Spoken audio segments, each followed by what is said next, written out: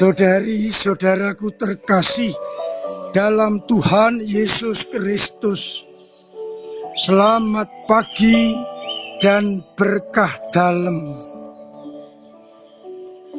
Kita bertemu kembali dalam renungan harian Sabtu 5 Oktober 2024. Seperti biasa, kita mendasarkan permenungan pada bacaan-bacaan Ekaristi pagi ini. Bacaan yang pertama dari kitab Ayub bab 42. Kita akan mendengarkan bagaimana Ayub mencabut perkataan-perkataannya dan akhirnya diberi anugerah yang melimpah dari Allah sendiri. Sedangkan pada bacaan Injil dari Injil Lukas bab 10 ayat 17 sampai 24, beberapa hal dapat kita dengarkan. Yang pertama, kembalinya ke-70 murid yang bersuka cita karena setan-setan takluk kepada mereka. Namun Yesus mengingatkan, berbahagialah bukan karena setan takluk kepadamu, tetapi apabila namamu tercatat di dalam surga. Berikutnya Yesus menyampaikan pengajaran mengenai ucapan syukur dari Yesus, karena semua disembunyikan bagi orang bijak dan pandai, tapi dinyatakan kepada orang-orang kecil. Dan tak seorang pun tahu siapakah anak selain Bapa, dan siapakah Bapa selain anak, dan orang yang kepadanya anak itu berkenan menyatakannya. Bagian ketiga, kita berbahagia karena mata yang melihat apa yang kita lihat. Banyak orang, nabi dan raja ingin melihat apa yang kalian lihat, namun tidak melihatnya. Ingin mendengar apa yang mau didengarnya, tetapi tidak mendengarnya. Itu berarti kita adalah orang-orang pilihan. Saudara-saudaraku terkasih, bacaan-bacaan mengajak kita untuk mengambil sikap yang tepat berhadapan dengan Allah. Ayub menunjukkan sikap yang tepat. Meskipun banyak tantangan, rintangan, hambatan, bujukan, bahkan kesengsaraan, akhirnya Ayub kembali menempatkan Allah, Yahweh, dalam hidupnya dan mendapatkan kasih karunia Allah.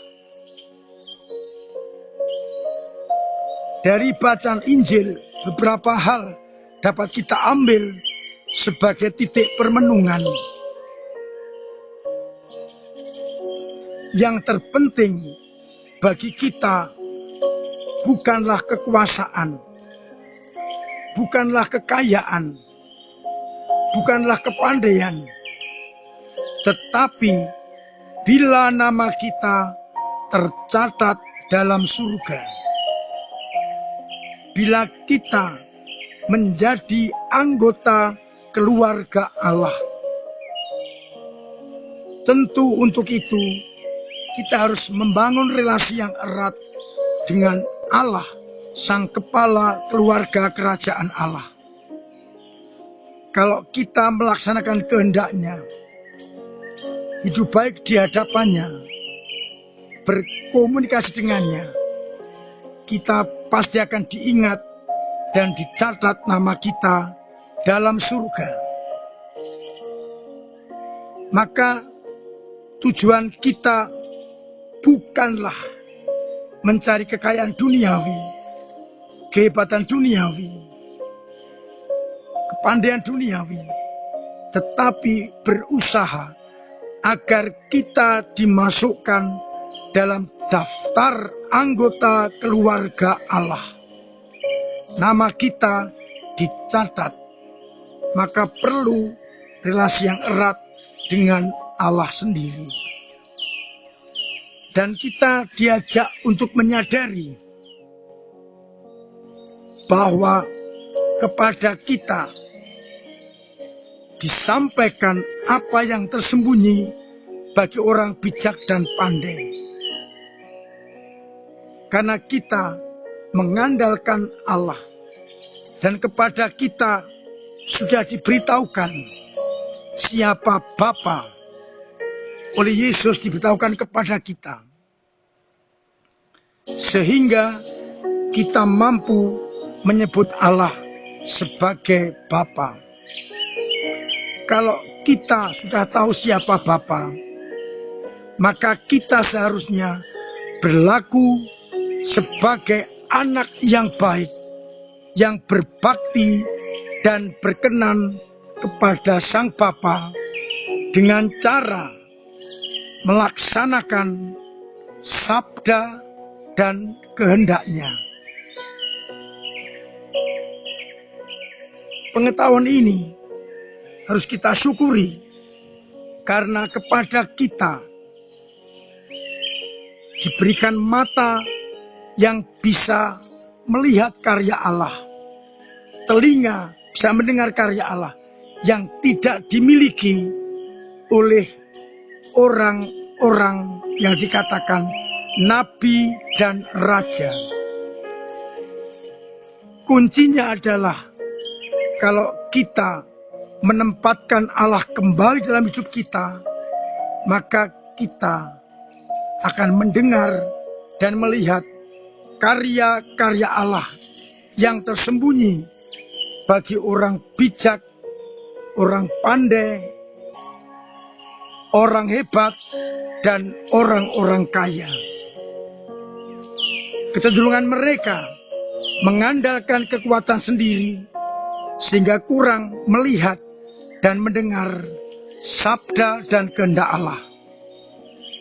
Kita bersyukur sebagai anak-anak Allah mendapatkan banyak kasih dari Allah. Tinggal bagaimana pertanyaan kita, mampukah kita menggunakan kasih Allah untuk pewartaan sabda-sabda Allah.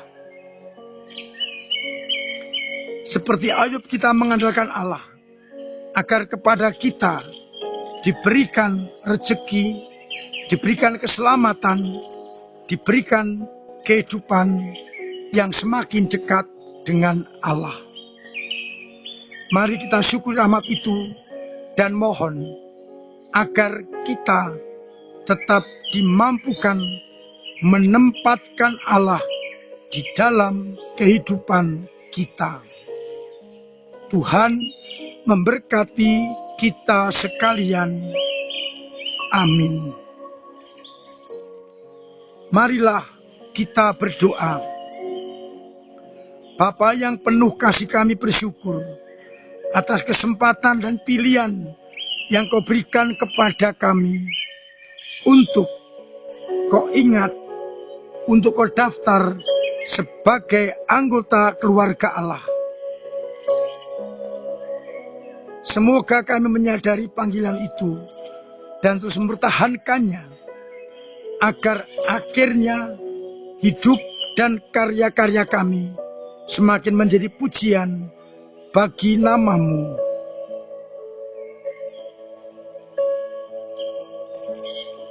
Kuatkanlah iman kami yang kadang lemah, kadang jatuh, kadang mandek, kadang hilang. Semoga Engkau menguatkannya, agar iman kami tetap bertumbuh dan berkembang. Semoga umat-Mu yang sakit Engkau jamah dan Engkau sembuhkan. Yang telah meninggal dunia, Engkau terima dalam pangkuan-Mu. Yang mempunyai banyak persoalan, Engkau bantu untuk mengurai. Yang punya beban berat, Engkau ringankan. Yang punya kesulitan ekonomi, Engkau bantu. Dengan cara usahanya, Engkau beri keberhasilan. Semoga dengan itu semua, akhirnya tetap merasakan cinta kasih-Mu dan menempatkan Engkau dalam hidup mereka. Untuk itu, bantu kami dengan berkat-Mu sendiri, Bapa dan Putra dan Roh Kudus. Amin. Saudara-saudaraku terkasih, tetap saya dorong, saya ingatkan, saya ajak untuk menciptakan pola hidup yang sehat dengan mematuhi protokol kesehatan agar kita terbebas dari mara bahaya. Segala penyakit dan apapun juga yang bisa membuat kita tidak sehat.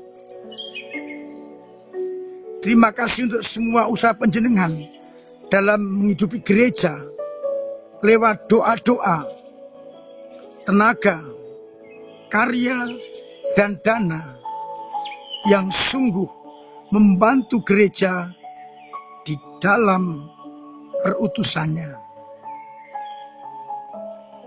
Hari ini dan besok adalah hari misi bagi MSF. Kesempatan bagi panjenengan untuk membantu karya misi dengan dana. Maka akan dibagikan amplop misi untuk dibawa pulang, dan setelah diisi bisa dikembalikan ke gereja, bisa dimasukkan ke dalam amplop, dalam kotak persembahan, kotak kolektor, ataupun dititipkan kepada para romo. Pengumpulan ditunggu sampai akhir Oktober. Berprinsip pada Bapak Kardinal Justinus Darmo Yuwono, sithik ora ditampik, akeh saha pikoleh. Artinya sedikit tidak ditolak, banyak semakin bisa membantu banyak orang, khususnya para misionaris.